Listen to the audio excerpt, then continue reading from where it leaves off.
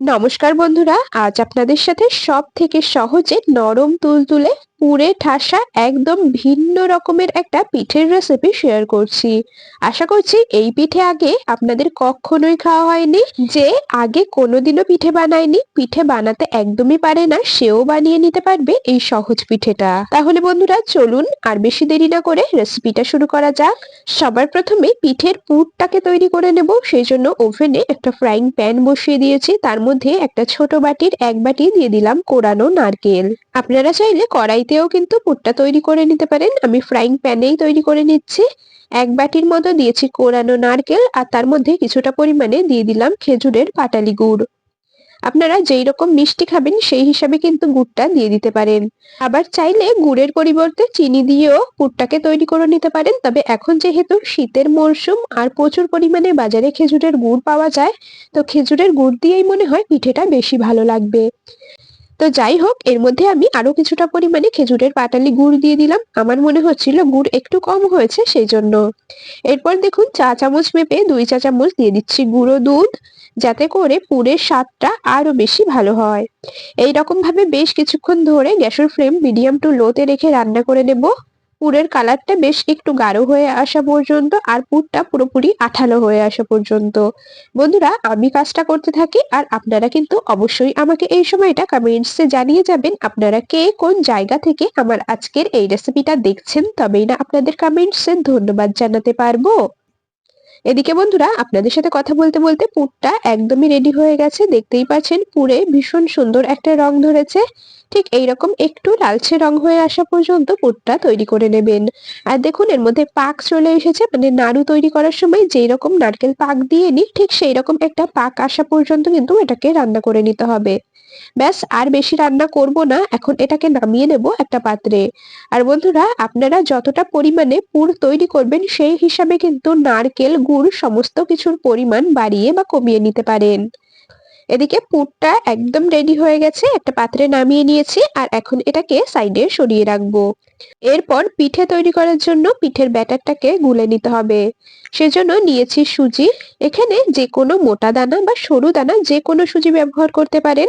তো যাই হোক, এরপর নিয়ে নিলাম একটা মিক্সির জার, তার মধ্যে চায়ের কাপ মেপে প্রথমে 1 কাপ সুজি দিয়ে দিলাম, আর তারপর আরো হাফ কাপ এর মধ্যে দিয়ে দেব। ওই মোটামুটি 200 গ্রামের মতো সুজি আমি এর মধ্যে ব্যবহার করলাম। সুজিগুলোকে প্রথমে শুকনো অবস্থায় মিক্সিতে দিয়ে ঘুরিয়ে একদম মিহি করে গুঁড়ো করে নিতে হবে। দেখুন, বেশ সুন্দর করে কিন্তু সুজির দানাগুলোকে গুঁড়ো করে নিয়েছি। যে কোনো মোটা দানা বা সরু দানা যে কোনো সুজি ব্যবহার করতে পারেন। তারপরে সুজিগুলোকে ভালো করে মিক্সিতে দিয়ে গুঁড়ো করে নেবেন। গুঁড়ো করে নেওয়া সুজিগুলোকে একটা পাত্রে নামিয়ে নিলাম। এরপর এর মধ্যে দিয়ে দিচ্ছি ছোট চামচের হাফ চামচের মতো লবণ। লবণ দিয়ে খুব ভালো করে সুজির সাথে মিশিয়ে নিতে হবে। আর বন্ধুরা, আপনারা কিন্তু যতটা পরিমাণে পিঠে তৈরি করবেন সেই হিসাবে সুজির পরিমাণ কম বেশি করে নিয়ে নিতে পারেন। লবণ দিয়ে সুজির সাথে খুব ভালো করে মিশিয়ে নিয়েছি। এরপর ওই একই কাপ মেপে প্রথমে 1 কাপ দিয়ে দিলাম উষ্ণ গরম দুধ। খুব বেশি গরম কিন্তু না, একদম উষ্ণ, যাতে হাত ডুবিয়ে এর মধ্যে মোটামুটি 5 থেকে 7 সেকেন্ডের মতো রাখা যায়। হালকা উষ্ণ গরম দুধ দিয়েছি 1 কাপ সুজির মধ্যে। একটা চামচের সাহায্যে খুব ভালো করে মিশিয়ে নিলাম।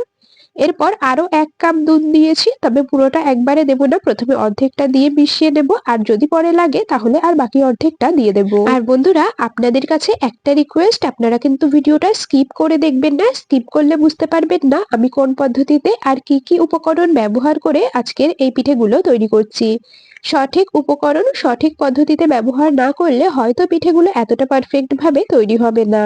আপনাদের সাথে কথা বলতে বলতে বাকি যে অর্ধেকটা দুধ কাপের মধ্যে ছিল, সেই বাকি অর্ধেকটা এর মধ্যে ঢেলে দিয়েছি। তবুও মনে হচ্ছে ব্যাটারটা একটু ঘন হয়ে গেছে, সেই জন্য ওই কাপটাকে ধুয়ে অল্প একটুখানি জল দিয়ে দিলাম।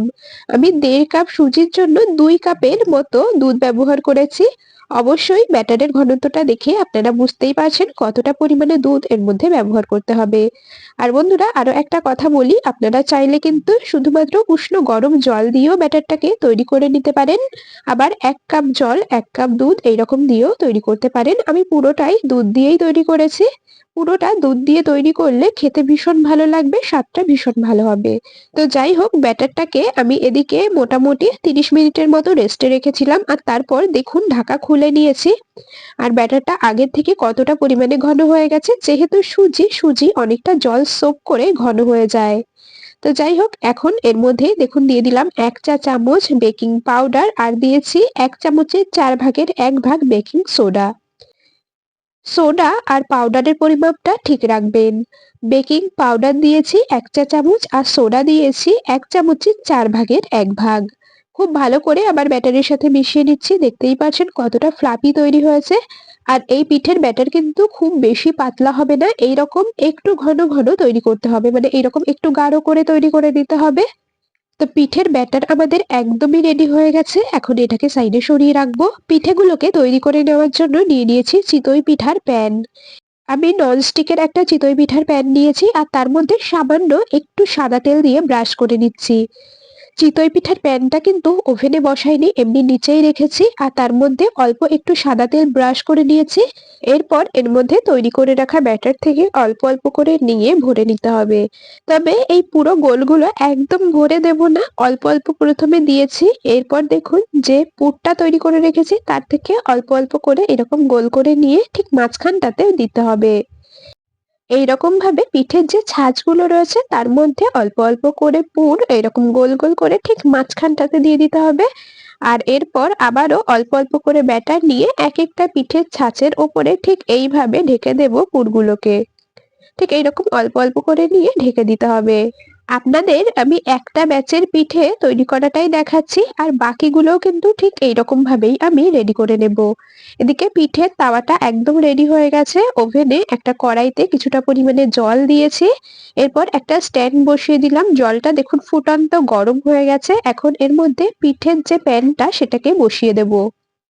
এই যে চিতই পিঠের যে প্যান, ওটাকে আমি এই স্ট্যান্ডের উপরে বসিয়ে দিয়েছি।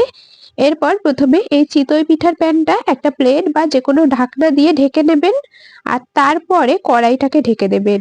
তো আমি ছোট একটা প্লেট দিয়ে প্রথমে চিতই পিঠার যে প্যান সেটাকে ঢেকে নিয়েছি, এরপর বড় ঢাকনা দিয়ে কড়াইটাকে ঢেকে নিলাম। ঢাকনার মধ্যে যে ছোট একটা ছিদ্র রয়েছে সেটাকে একটা লবঙ্গ দিয়ে বন্ধ করে নিলাম, যাতে করে ভেতর থেকে ভাপ বাইরে বেরিয়ে না আসতে পারে। এরকম ভাবে গ্যাসের ফ্লেম হাইতে দিয়ে আমি 5 থেকে 6 মিনিটের মতো ভাপিয়ে নিয়েছি। দেখুন পিঠেগুলো কতটা পরিমাণে ফুলে উঠেছে, ফুলে একেবারে ডাবল হয়ে গেছে। গ্যাস অফ করে দিয়েছি, আর পিঠের প্যানটাকে এখন নিচে নামিয়ে নেব। ঠিক এইরকম ভাবেই কিন্তু বাকি পিঠেগুলোকেও তৈরি করে নেব।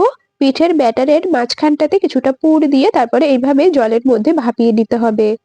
তো দেখুন পিঠেগুলোকে একটু ঠান্ডা করে নিয়েছি 2 মিনিটের মতো। তারপরে একটা ছুরির সাহায্যে এইরকম ভাবে একটু প্রেস করলেই দেখবেন পিঠে কতটা সহজে প্যান থেকে ছেড়ে আসছে। মানে এই পিঠের তাওয়া থেকে কতটা সহজে ছেড়ে আসছে। আর দেখতেই পাচ্ছেন কতটা ফুলে ডাবল হয়ে গেছে, আর একটুও পুর কিন্তু বাইরে বেরিয়ে আসেনি। দেখতেও দেখুন কতটা পরিমাণে লোভনীয় লাগছে, আর প্রত্যেকটা পিঠে কিন্তু একদম নরম তুলতুলে হয়েছে। এইভাবেই আমি বাকি সমস্ত পিঠেগুলো তৈরি করে নিই, তারপর আপনাদেরকে দেখাচ্ছি। এইরকম ভাবে পিঠে তৈরি করে সারাদিন রেখে দিলেও কিন্তু একটা পিঠেও শক্ত হয়ে যাবে না, প্রত্যেকটা পিঠেই এইরকম নরম তুলতুলে থাকবে। তো এইভাবে দেখুন আমি সমস্ত পিঠেগুলোকে রেডি করে নিয়েছি। একটা পাত্রে সুন্দরভাবে সাজিয়ে পরিবেশন করে নিলাম। আর দেখুন পিঠেগুলো কতটা পরিমাণে সফট হয়েছে। এর থেকে আমি একটা পিঠে একটু আপনাদের ভেঙে দেখিয়ে দেব, একদম পুরে ঠাসা নরম তুলতুলে পিঠে। আপনাদেরকে দাঁড়ান একটু দেখিয়ে দিচ্ছি পিঠেগুলো দেখতেও কতটা সুন্দর হয়েছে, ভেতরটা কতটা স্পঞ্জি তৈরি হয়েছে। দেখুন একেবারে পুরে ঠাসা, একটুও পুর বাইরে বেরিয়ে আসেনি। বন্ধুরা আপনারা অবশ্যই একবার এই নতুন রকমের পিঠে বাড়িতে বানিয়ে দেখতে পারেন। আশা করছি সবাই দারুণ পছন্দ করবে।